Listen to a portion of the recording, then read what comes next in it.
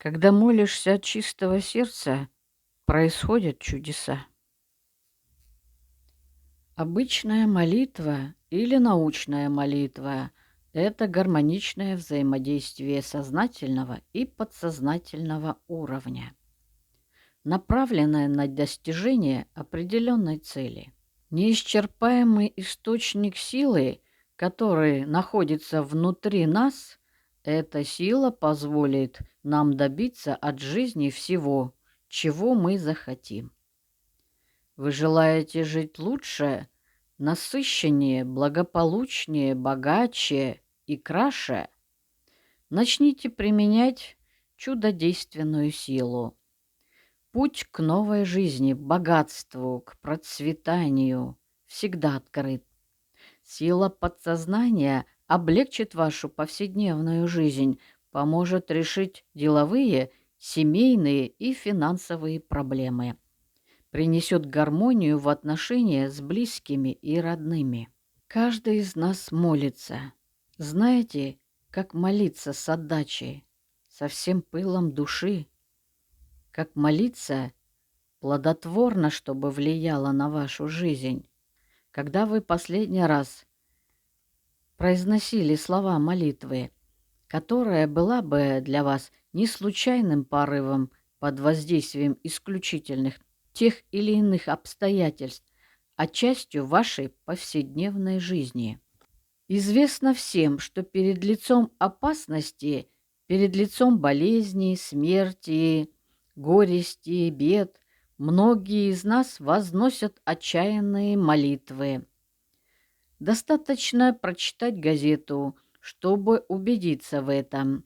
Человек молится главным образом тогда, когда ситуация становится напряженной, когда ему или кому-то из его близких, родных угрожает что-то. Мы узнаем из социальных сетей, что кто-то просит помолиться за ребенка, больного, неизлечимого хворью, нуждается, что молитвы возносятся о мире между народами, о спасении шахтеров, засыпанных в шахте под овалом. Позже, когда шахтерам удается спасти, выясняется, что они молились, ожидая спасителей. Молились и их родные, и близкие. Пилот, который прилагает все усилия, чтобы совершить вынужденную посадку, спасти экипаж и пассажиров, он признается, что молился в этот момент, когда угрожала опасность, когда маневрировал в небесах и сажал самолет. И благодаря молитве от чистого сердца посадка прошла благополучно.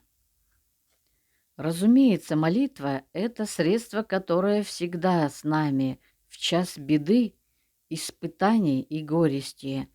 Но зачем ждать такие ситуации экстренные, бедственные и тому подобное, если можно сделать молитву частью нашей повседневной жизни, превратить ее во вдохновляющее движение начала нашей жизни, на благополучие нашей жизни, на богатство нашей жизни.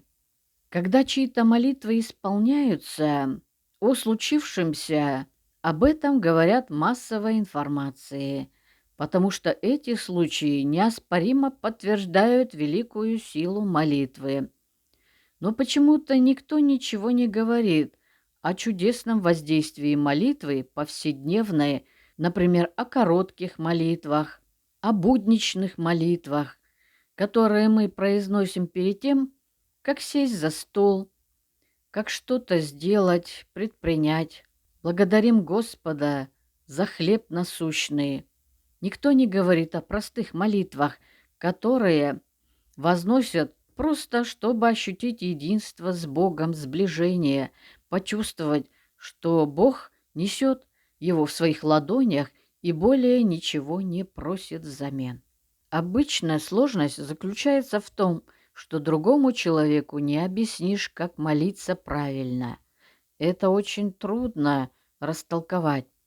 Особенно непросто с теми, кто оказался в беде, потому что перед лицом опасности, угрозы, болезни, смерти человек теряет способность соображать и действовать рационально. Человеку в таком стрессовом состоянии нужны очень простые советы, которым было бы легко следовать, простые формулы, доступные и конкретные, которые легко будет повторить. Зачастую человеку в стрессовом ситуации нужно руководство, как справиться со стрессом. Во что вы верите? Ответ на наши молитвы посылает нам не то, что мы верим.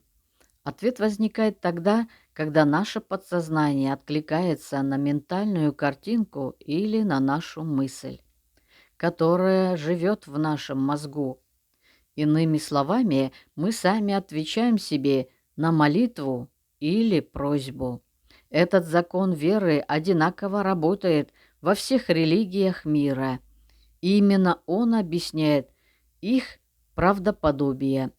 Христиане, буддисты, мусульмане, иудеи — все они получают ответы на свои молитвы не только потому, что принадлежат к определенной религии или совершают определенные ритуалы, молитвы, церемонии, читают те или иные молитвы, поют те или другие псалмы, вращают молитвенные барабаны, благовония и возжигают свечи. Нет, ответ на молитву приходит к любому молящемуся по иным причинам, а именно потому, что подсознание молящегося отвечает на его просьбу, проникает, принимает ее. Этот закон веры и есть основной закон жизни. Каждому дается по его вере. А что такое вера и молитва, если не мысль в нашем сознании? Как человек мыслит, как он верит и чувствует, таким и будет состояние его сознания, души и тела, а также его жизненные обстоятельства. Техники, основанные на понимании того, что вы делаете и почему так поступаете, помогут вам с помощью сил подсознания воплотить все чаемое, все заветные желания добиться от жизни всего самого хорошего. Суть сбывшейся молитвы в том, чтобы воплотило все, чего вы желаете всем сердцем.